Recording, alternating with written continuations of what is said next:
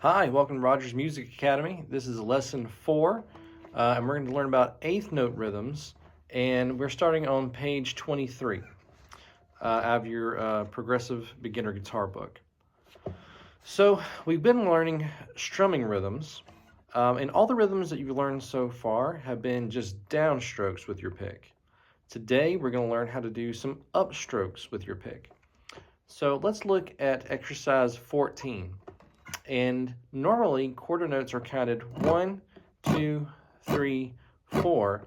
But on this one, you have an eighth note that's represented as an and that's going to be in between 2 and 3. So this is what 14 sounds like, just the strumming part, and I'll mute the strings.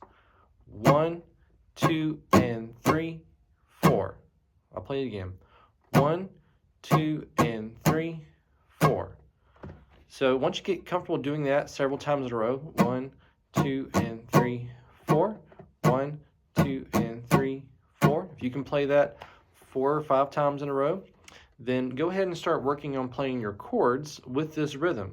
So you'll hold a G chord and you go 1, 2, and 3, 4. Go to a C chord, you'll do it. 1, 2, and 3, 4. Go back to a G chord.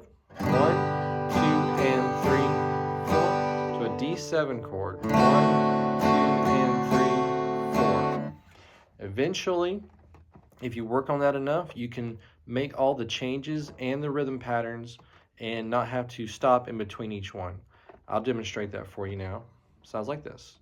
1, 2, and 3, 4. 1, 2, and 3, 4. Back to G. 1, 2, and 3, 4. 1, 2, and 3, 4. So that's exercise 14, and you can play that over and over again. There is a repeat sign at the end, but really just means play it a whole lot. So below that, we have exercises 15 through 22. And for this one, we don't have to change chords every time we play the rhythm pattern. It just wants you to hold a G chord and try to play each exercise multiple times. So exercise 15, the strumming pattern is 1 and 2, 3, 4.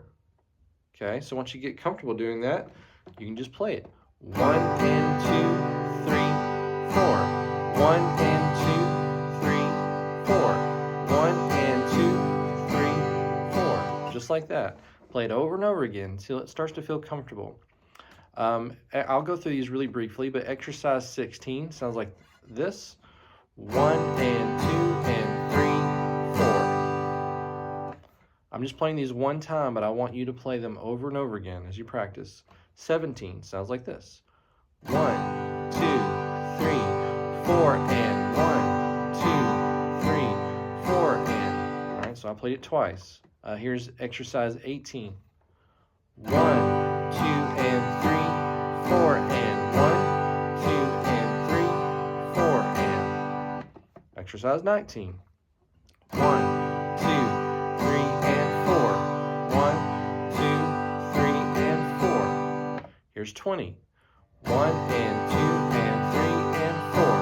1 and 2 and 3 and 4. Here's 21. 1 and 2 and 3 and 4 and 1 and 2 and 3 and 4 and the last one, 22.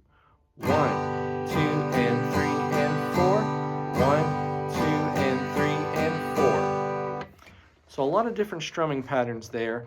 The main thing is getting used to playing the up strum that happens in between 1, 2, 3, and 4. The more you play these, the more comfortable you become, and there are different strumming patterns for different songs. So some patterns may feel better to you and sound better to you, and you can use that pattern on a different song. So practice all these multiple times. I would suggest playing each one at least 4 times before you move on to the next one.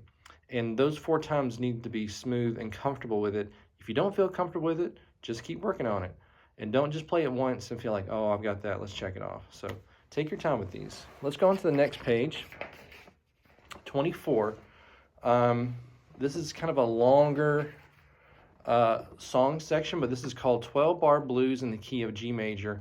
Above that, it has just a list of songs that use this 12-bar blues type pattern, many songs. So what I'm going to do is play the tab lead guitar part for you, and the chords, we can work on that some other time, but really it's just playing the rhythm pattern, strumming, and the chord that you see. But the biggest, hardest thing to do is playing the 12-bar blues in key of G major in the tab. So I'll demonstrate that for you now.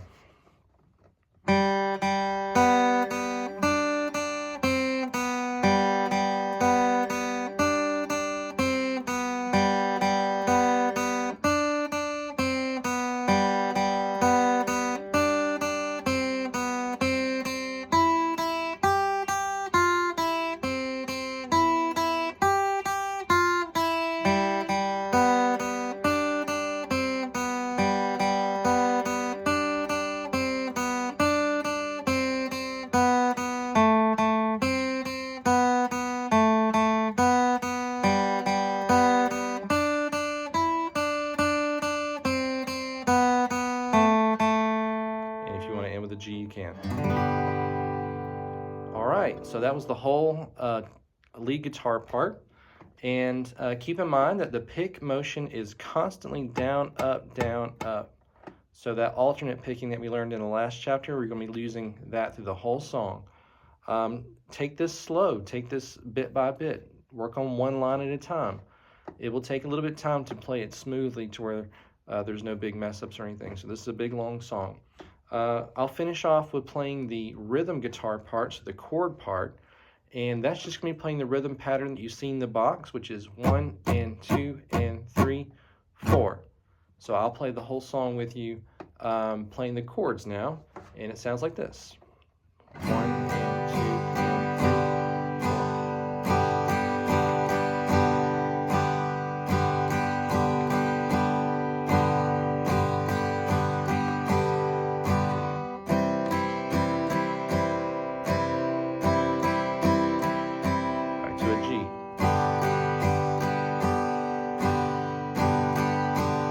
D7 chord,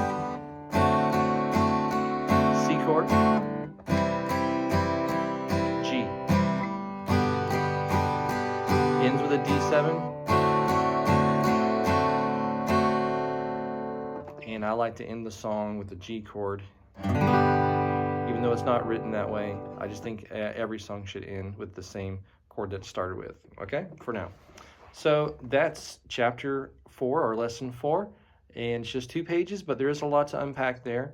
Have fun with that, and I'll see you in lesson 5. Thanks.